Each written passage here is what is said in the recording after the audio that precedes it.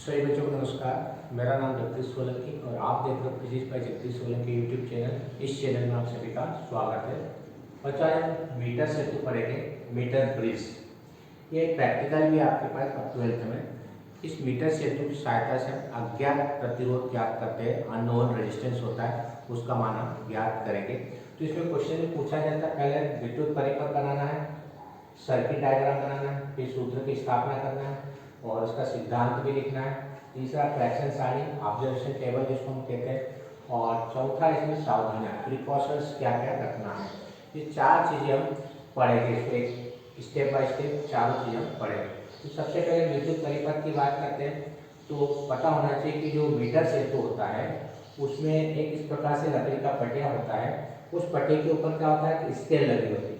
जैसे ये यहाँ स्केल लगी 100 सेंटीमीटर की, तो 1 मीटर का लंबा एक तार होता है। ये तार बता रखा है यहाँ पर भी ये इस स्केल के साथ में तार कैसा होता है, इस तरह से तार लगा होता है। स्केल के ठीक नीचे एक तार लगा होता है और वो तार मैग्नेट या कांस्टेंट टेन का बना होता है और उस तार को क्या करते हैं, यहाँ पर स्केल के साथ में कस देते हैं। तो 1 मीटर लंबा तार होने के कारण से इसका नाम पड़ गया मीटर सेतु पड़ गया। अब क्या करना है, ये 1 मीटर लंबा तार है, साथ में आपको दिख रहे हैं पीतल की पत्तियां। ये पत्तियां होती 3 पीतल की, ये वाली पत्ती, ये वाली पत्ती और ये 3 पीतल की पत्तियां होती है इसके अंदर। और वायर कसने के लिए यहाँ पर ये स्क्रू दे रखे, पेज दे रखे, इसमें हम वायर को कसते जब प्रैक्टिकल करते था। तो ये तार है हमारे पास ए बी, इसका विद्युत परिपथ हम सबसे पहले बनाएंगे। ये तार होता है ए बी, इस तार के साथ एक स्केल बनाना, कितनी लंबाई की, 100 सेंटीमीटर की तार बना दिया, इसके सामने स्केल बना दी। फिर ये पत्तियां बनाना, 3 पत्तियां हमारे पास पीतल की पत्तियां होती। पहली पत्ती के बीच में यहाँ पर जो है हम एक रेजिस्टेंस बॉक्स जोड़ते हैं, प्रतिरोध बॉक्स जोड़ेंगे।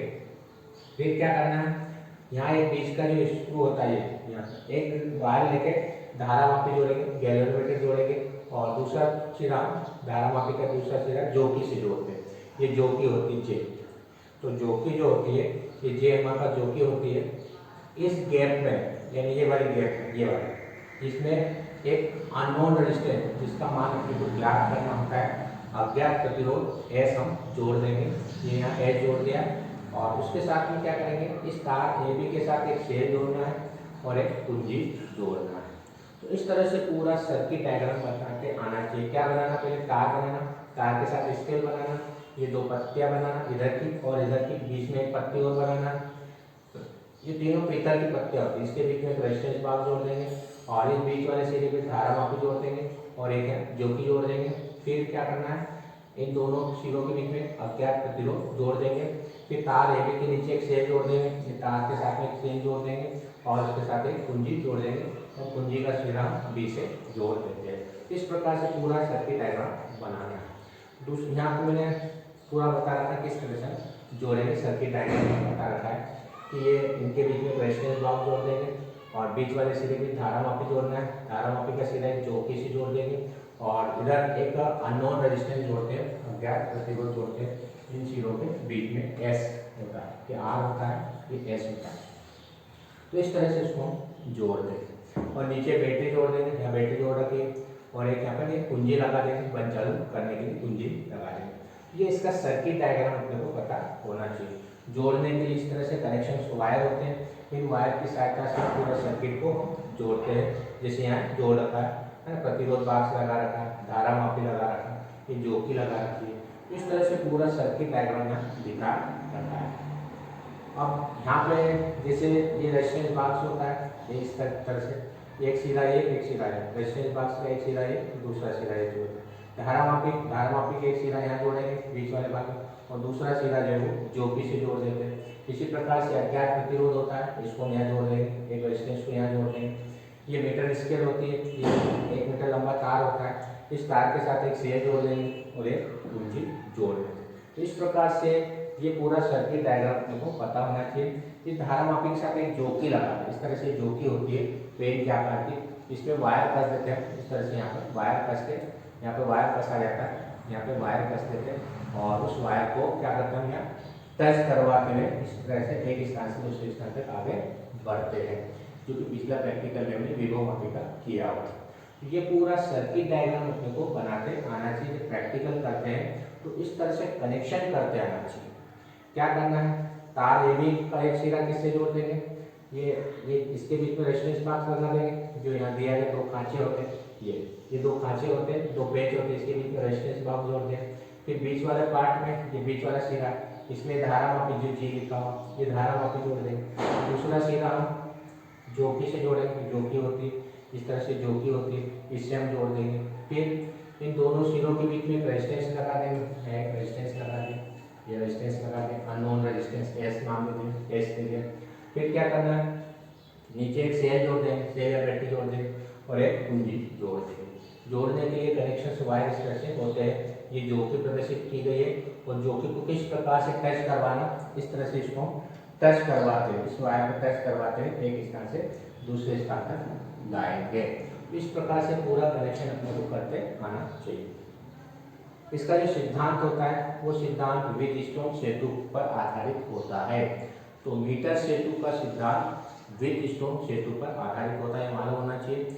व्हीटस्टोन में 4 प्रतिरोध होते हैं, जैसा कि डायग्राम बता रखा P, Q, R, S। और व्हीटस्टोन सेतु का सिद्धांत हमने पढ़ रखा है कि P/Q एक ऊर्जा से संलग्न 2 प्रतिरोधों का अनुपात दूसरी ऊर्जा से संलग्न 2 प्रतिरोधों के अनुपात के बराबर होता है।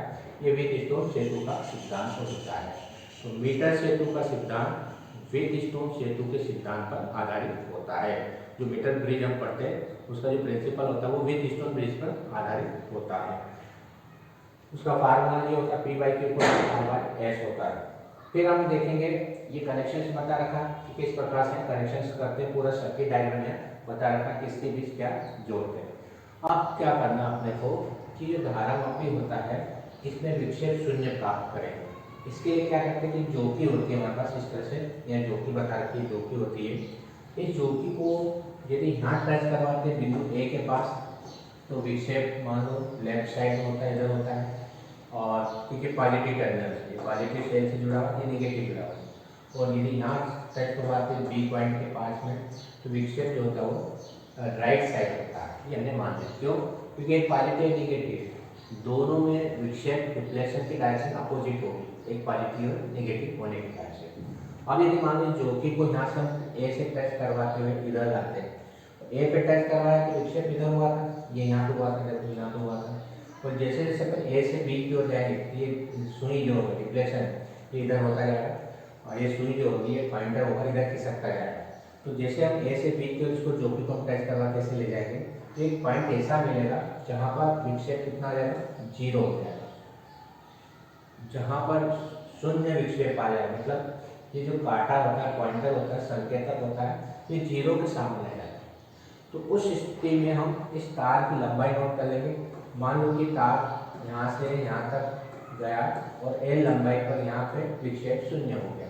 जैसे यहाँ मान लो कि 55 सेंटीमीटर के लगभग बता रखा है, 50, 55, 60 जहाँ पे भी हो जाए शून्य, वो लंबाई हम नोट कर लेंगे। और इस इतने तार का प्रतिरोध हम P मान लेंगे। ये यहाँ से यहाँ तक के तार का प्रतिरोध हमने P मान लिया, और बाकी जो शेष तार होगा ये वाला, ये इसका प्रतिरोध Q मान लेंगे। अब एक चीज ध्यान रखना है कि ये व्हीटस्टोन सेतु की तरह कार्य करने लग गया। क्यों? क्योंकि एक प्रतिरोध यहाँ जोड़ रखा है R, दूसरा प्रतिरोध S यहाँ जोड़ रखा है R S है, और इतने तार का प्रतिरोध हमने P मान लिया है, ये P है, और इतने तार का प्रतिरोध हमने Q मान लिया। तो इसमें व्हीटस्टोन सेतु का सिद्धांत लग जाएगा कि उसमें भी 4 प्रतिरोध होते हैं P, Q, R, S, और उसका जो फार्मूला हमने अभी लिखा था कि P/Q = R/S होता है। ये व्हीटस्टोन सेतु का सिद्धांत। अब ये व्हीटस्टोन सेतु जैसा ही बन गया, इसमें 4 प्रतिरोध हो गए, एक ये R, ये S, ये इतने तार का यानी AC तार का मान लो A से C तक तार का प्रतिरोध P, और B से C तक तार का प्रतिरोध Q हम मान लेंगे। अब एक चीज ध्यान रखना है कि लंबाई L है, अब अपने को ये नहीं पता है कि तार का प्रतिरोध कितना है, तो इसके लिए क्या करते हैं कि प्रति सेंटीमीटर या 1 सेंटीमीटर का प्रति सेंटीमीटर तार का प्रतिरोध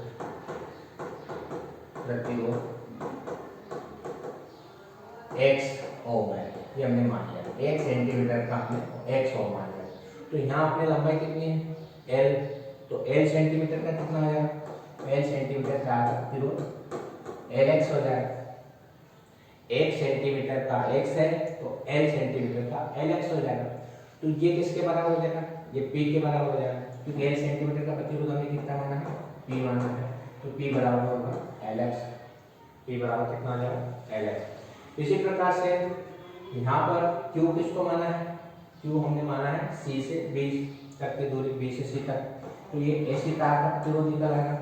इसी प्रकार से क्यू कैसे निकालेंगे, क्यू की लंबाई कितनी है 100 माइनस एल, पूरा तार 100 सेंटीमीटर का था, उसमें से एल लंबाई माइनस कर दी, तो बचा हुआ तार होगा वो 100 माइनस एल सेंटीमीटर का होगा। तो 100 माइनस एल सेंटीमीटर तार का प्रतिरोध कितना आ जाएगा, 100 माइनस एल तार का प्रतिरोध बराबर लंबाई कितनी है 100 माइनस एल और 1 सेंटीमीटर का कितना है एक्स है। तो ये 100 माइनस एल इंटू एक्स, इसको हमने क्या माना है क्यू, इस तार का प्रतिरोध को हमने क्या माना है क्यू, तो ये हमारे पास क्यू आ जाएगा। तो क्यू इक्वल टू आ जाएगा 100 माइनस एल इंटू एक्स, ये हमारे पास क्यू का मान आ जाएगा। तो 1 सेंटीमीटर का एक्स है तो एल सेंटीमीटर का एल एक्स हो जाएगा, और एल एक्स को हमने पी मान लिया, कितने तार का प्रतिरोध 1 सेंटीमीटर का एक्स है तो 100 माइनस एल का 100 माइनस एल इंटू एक्स हो जाएगा, इसको हमने क्यू मान लिया। अब पी का मान पता हो गया एल एक्स, क्यू का मान पता हो गया 100 minus L into X, R का मान यहाँ से दिया जाता है, ये ज्ञात प्रतिरोध होता है, रेजिस्टेंस बॉक्स में उसका मान पता होता है अपने को, तो इसका मान हम निकालेंगे P upon Q equal to R by S। तो P की वैल्यू एल एक्स भी हमने निकाली, Q की value 100 minus L into X equal to R by S।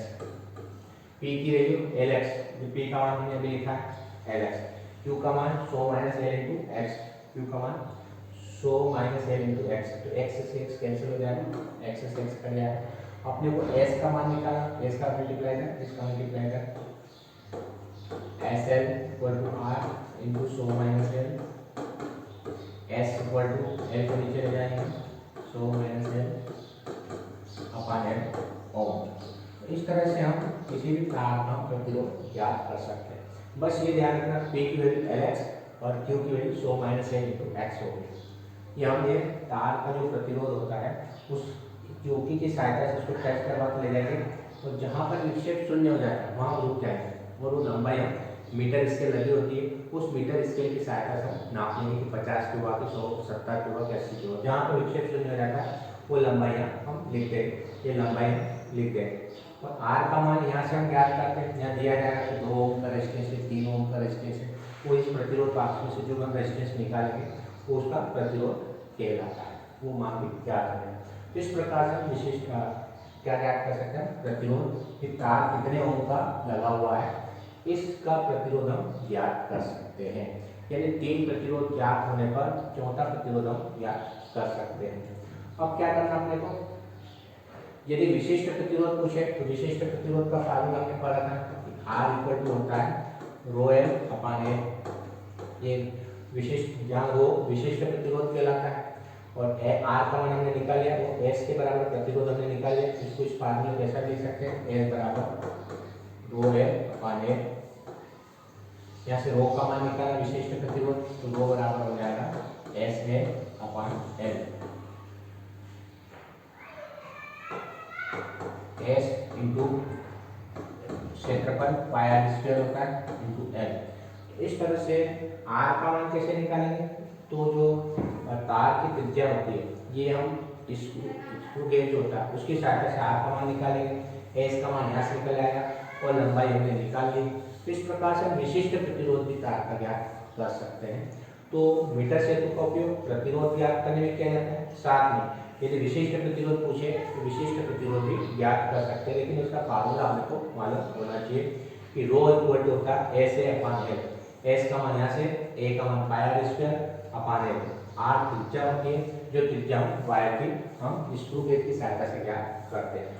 अब इसके फ्रैक्शन सारणी कैसे बनाएं, तो फ्रैक्शन सारणी बनाने के लिए हमारे पास ये फार्मूला होता है कि S equal to R 100 minus L upon L, तो सबसे पहले आर का मान निकालेंगे। पहले सरल क्रमांक लिख देना 1 2 3 4, जो भी जितनी भी रीडिंग लेना चाहते हो सरल क्रमांक लिख देना। प्रतिरोध को आर से प्रदर्शित करते हैं। पहले आर का मान लिखना, फिर एल का मान लिखना, फिर 100 माइनस एल लिखना, 100 माइनस एल, फिर पूरा फार्मूला लिख देंगे। तो ये इसकी फ्रैक्शन सारणी होगी, ऑब्जर्वेशन टेबल होगी। क्या करना, सबसे पहले सरल करना सीधे लेना, फिर आर क्या होता है, ज्ञात प्रतिरोध। ये रेजिस्टेंस को आपको पता होगा कितने ओम का होगा। ये आर ज्ञात प्रतिरोध, फिर लंबाई निकालना, पहले लंबाई निकालना, फिर 100 माइनस एल 100 माइनस एल निकालना।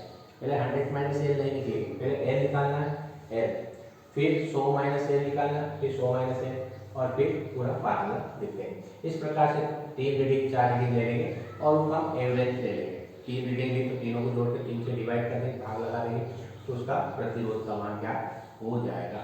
इस प्रकार से फ्रैक्शन सारणी में ऑब्जर्वेशन टेबल में अपने को रीडिंग लिखना पड़ती है। तो ये इससे सूत्र से बनाना ऑब्जर्वेशन टेबल। ये सूत्र दिया आर एल 100 माइनस एल और पूरा सूत्र लिखते हैं। मीटर सेतु की सावधानियां, प्रिकॉशंस, क्या क्या प्रिकॉशंस रखना अपने को। तो सबसे पहले सावधानी ये रखना है कि जब हम रीडिंग लेंगे तभी धारा प्रवाहित करेंगे। ऐसा नहीं है कि सेल को हम चालू करके चले गए फिर आधे घंटे बाद में रीडिंग लेना शुरू करें। इससे क्या होगा कि तार गर्म हो जाएगा, जिससे प्रतिरोध का मान बढ़ जाएगा। तो पहली सावधानी ये रखना है कि जब हम रीडिंग लेते हैं उसी समय सेल को चालू करना चाहिए, धारा प्रवाहित करना चाहिए, अन्यथा तार गर्म हो जाएगा। दूसरी बात ये ध्यान रखना है कि जो कि होती है हमारे पास, इस तरह से उसको इस तार पर रगड़ कर नहीं चलाना चाहिए, बिल्कुल टच करते हुए ले जाना, उसको टच करते हुए ले जाएंगे, रगड़ के नहीं चलाएंगे उसको, ये चीज़ ध्यान रखना। तो जब भी हम जोकी को जो प्रयोग करते हैं तो जोकी जो होती है इस तरह से, ये जोकी होती है, ये जोकी होती है, इसको तार को चलाते समय बिल्कुल स्पर्श करके ले जाए, ऐसा नहीं रगड़ के ले जाए।